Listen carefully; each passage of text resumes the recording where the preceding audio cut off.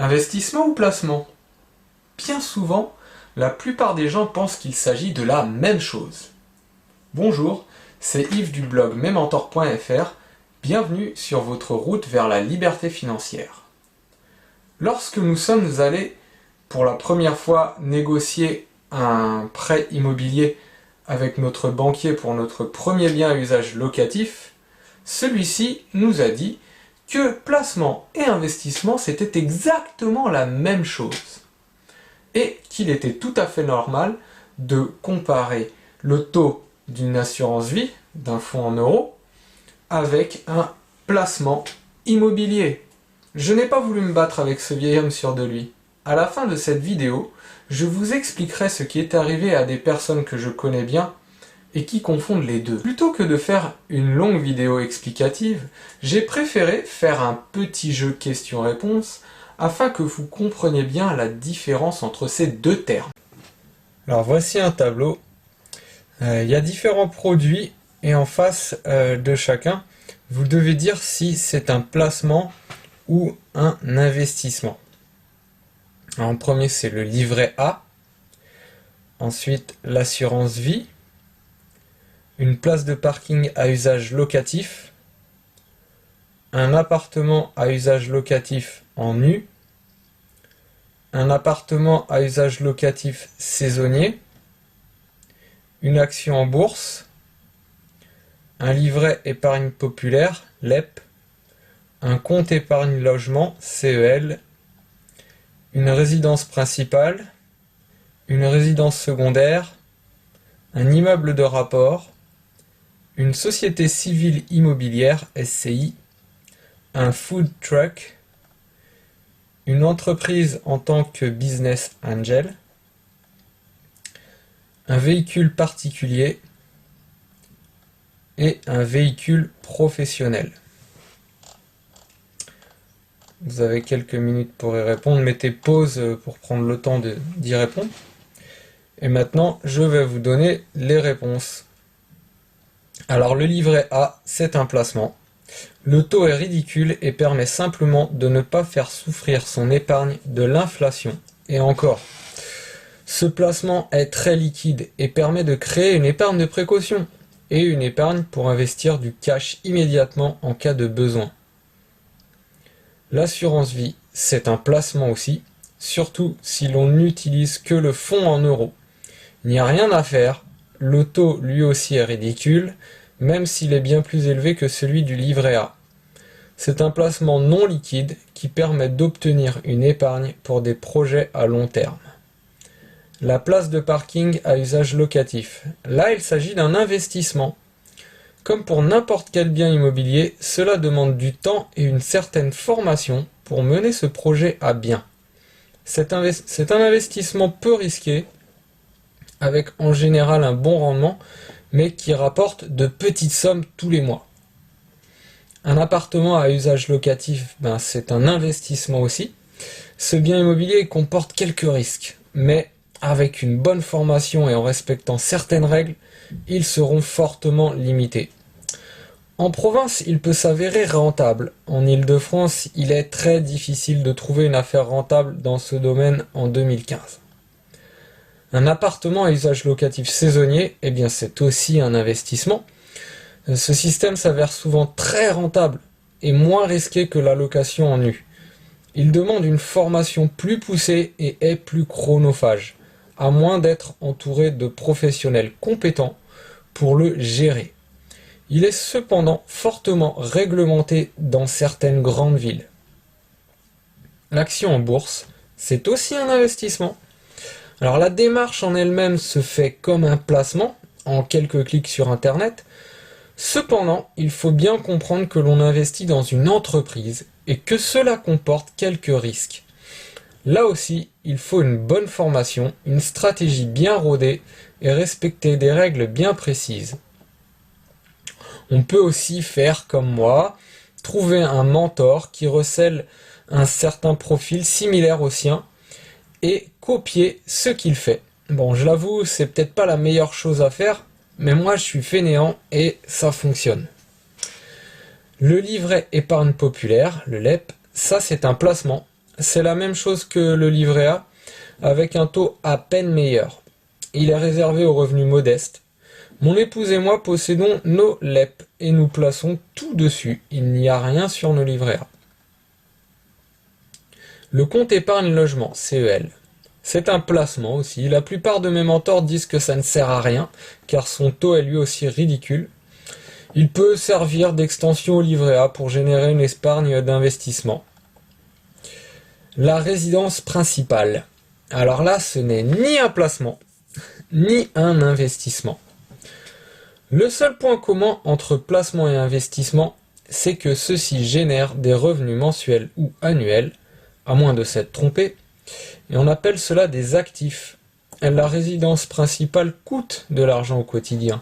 C'est donc un passif, même si elle peut générer une plus-value à la revente. La résidence secondaire. Eh bien, en fait, c'est exactement la même chose que pour la résidence principale. Un immeuble de rapport, alors là, c'est un investissement, comme pour les autres biens immobiliers à usage locatif.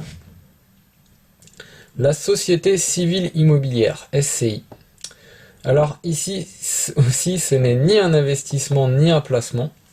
Il s'agit d'un moyen pour investir, même si cela coûte de l'argent au départ. Environ 3 000 € si l'on fait tout faire par un professionnel. C'est un passif, comme les contrats de location.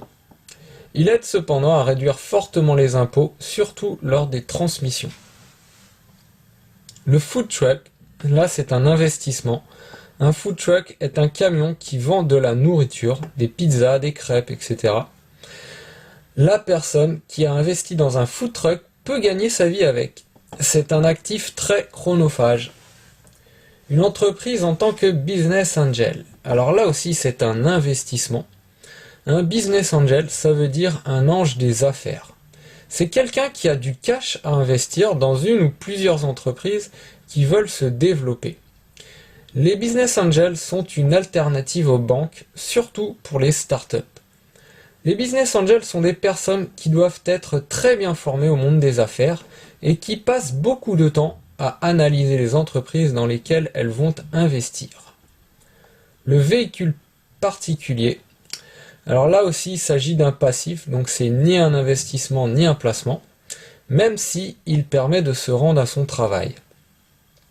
On l'utilise aussi pour aller faire les courses, aller au sport ou en vacances. Les coûts générés sont donc en pure perte. On peut tout de même activer ce bien en le louant ou bien en travaillant avec pour transporter des personnes par l'intermédiaire de Uber par exemple. Le véhicule professionnel, là il s'agit d'un investissement. Le food truck est un véhicule professionnel, de même qu'un taxi ou une berline pour une société de transport de personnes. Le véhicule professionnel génère des revenus réguliers, il s'agit d'un actif. J'espère que le jeu vous a plu. Maintenant vous saisissez les différences entre placement et investissement. Le placement demande simplement d'être informé. Ensuite, il n'y a rien à faire. L'investissement, lui, demande non seulement d'être informé, mais de se former, de se professionnaliser. La raison pour laquelle beaucoup de gens qui font de l'immobilier locatif ont des problèmes est qu'ils prennent cela pour un placement qu'ils comparent avec une assurance vie. Des personnes de mon entourage ont fait la même erreur en 2005. Je ne suis pas là pour les critiquer, mais ils vont peut-être m'en vouloir quand ils vont voir cette vidéo s'ils se reconnaissent. Mais je pense que c'est un mal nécessaire pour faire comprendre aux lecteurs du blog ce qu'une erreur de vocabulaire peut engendrer. Nous sommes donc en 2005. Ces personnes ont en banque une somme importante et souhaitent l'utiliser au mieux. Ils sont raisonnables et c'est donc naturellement qu'ils ont évité d'acheter le dernier BMW ou le voyage autour du monde. Une question leur vient alors à l'esprit. Comment placer sans trop de risques notre argent afin qu'il nous rapporte des revenus conséquents sur le long terme? Cette question, la plupart des gens disent raisonnable, cela serait posée à leur place. Cependant, je pense qu'elle est à l'origine des erreurs qui vont suivre.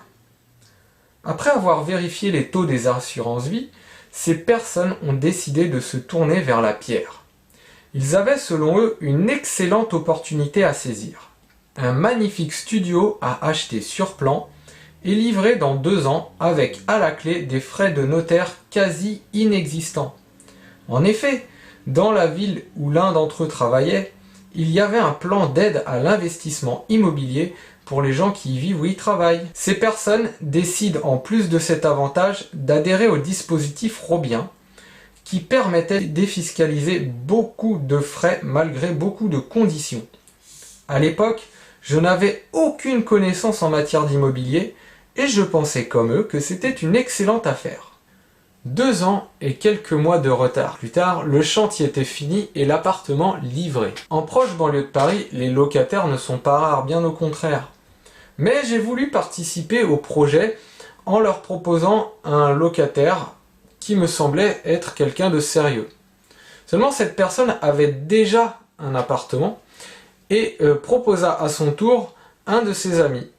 Cette personne, que je n'ai jamais vue, devint le futur locataire des bailleurs. En 2012, voici le bilan de cette affaire. Plus d'1 an d'impayé de loyer, un appartement d'une extrême saleté, un mur de salle de bain troué, une porte défoncée, la boîte aux lettres aussi. La cerise sur le gâteau fut un dégât des eaux causé par un vice de construction qui s'est aggravé car le locataire n'a rien dit. La plupart des gens pensent que ces personnes n'ont pas eu de chance. Moi, je pense aujourd'hui que s'ils avaient eu un bon locataire, propre et honnête, c'est là qu'ils auraient eu de la chance. Après cela, j'ai bien analysé cette affaire et je comprends maintenant pourquoi ce qui s'est passé est tout à fait normal. Premièrement, comment le locataire a-t-il été trouvé? Eh bien, c'est par mon intermédiaire. Ces personnes me reprochent souvent, sur le ton de la rigolade, mais qui en dit long, de leur avoir donné une planche pourrie. Certes, je n'aurais pas dû m'en mêler. J'ai voulu bien faire, mais ce n'était pas mes affaires. Cependant, ils sont responsables, et s'ils avaient été formés, ils m'auraient simplement dit que n'ayant moi-même aucun locataire, je n'étais peut-être pas la meilleure personne pour leur en trouver un bon. Deuxièmement, ces personnes ont accepté un chèque de dépôt de garantie qui était au nom d'une autre personne que le locataire. Cela aurait dû les faire fuir, mais ils ont accepté parce que le locataire avait l'air propre sur lui et que ses revenus étaient conséquents. Troisièmement, ces personnes ont refusé de contracter une assurance impayée de loyer. Pourtant, le dispositif Robien permettait de défiscaliser ces frais. Ils ont pensé que ce n'était pas nécessaire et ont préféré faire confiance aux locataires plutôt qu'aux assurances, sans même demander de garant. Au final, ces gens ont fini, après une très longue et éprouvante procédure, à se débarrasser du locataire qui a ensuite été relogé par son employeur. Le juge a été d'un très grand secours et ils ont récupéré tous les impayés et les frais pour travaux, mais pas les frais de justice. Depuis, ils ont continué à faire des erreurs, mais ont pris une assurance impayée de loyer, ce qui me rassure beaucoup. Ils ont moins de problèmes, même si parfois il y a quelques retards de paiement des loyers avec le nouveau locataire. Je n'ose pas les contredire lorsqu'ils disent que leur placement est une très bonne affaire grâce à la plus-value potentielle qu'ils peuvent réaliser avec. Dans l'absolu, ils ont tout à fait raison. Dans ce secteur, depuis 2005, le marché de l'immobilier a littéralement explosé. Les prix ont presque doublé. Simplement, je fais une autre analyse. Ces personnes sont aujourd'hui à la retraite. Ce sont des gens assez simples et peu dépensiers, si bien que sans loyer, ils vivent aussi bien qu'avec. Leur retraite leur permet même d'épargner tous les mois sans se priver. Alors, pourquoi se sont-ils pris la tête avec une affaire pareille? L'un d'entre eux est très bricoleur. Il a refait tous les travaux lui-même. Moi, je n'ai pas ses compétences ni sa patience. Cependant, il aurait pu passer tout ce temps à faire des choses qu'il aime.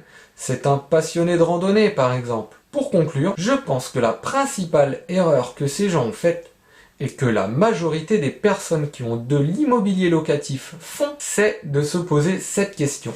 Comment placer sans trop de risques notre argent afin qu'il nous rapporte des revenus conséquents sur le long terme. Si vous vous posez cette question, fuyez l'immobilier, ce n'est pas fait pour vous. Si maintenant vous vous dites « Comment vais-je pouvoir créer de la valeur pour moi et pour les autres ?» alors vous êtes déjà sur la voie de la responsabilité par rapport à ce que vous allez faire. Vous allez vous informer, puis vous former par la théorie et la pratique. Enfin, vous allez vous professionnaliser. C'est la clé qui vous permettra d'éviter les problèmes et d'apporter une vraie valeur pour les autres. Mes mentors ont bien compris cela. Ils n'ont que rarement des problèmes, et lorsqu'ils surviennent, ils arrivent à les gérer. L'immobilier, c'est une responsabilité envers vous-même, votre argent, votre avenir et envers les autres. Beaucoup de gens sérieux n'arrivent pas à se loger correctement, notamment à cause des mauvais payeurs. De votre responsabilité de connaître les bonnes méthodes pour sélectionner les meilleurs locataires, les bonnes assurances et minimiser les risques pour vous comme pour les autres. J'espère que vous serez convaincu par mon argumentaire et que vous comprendrez qu'une simple différence de vocabulaire, aussi insignifiante soit-elle, peut être très problématique par la suite. Merci et à bientôt sur mesmentors.fr.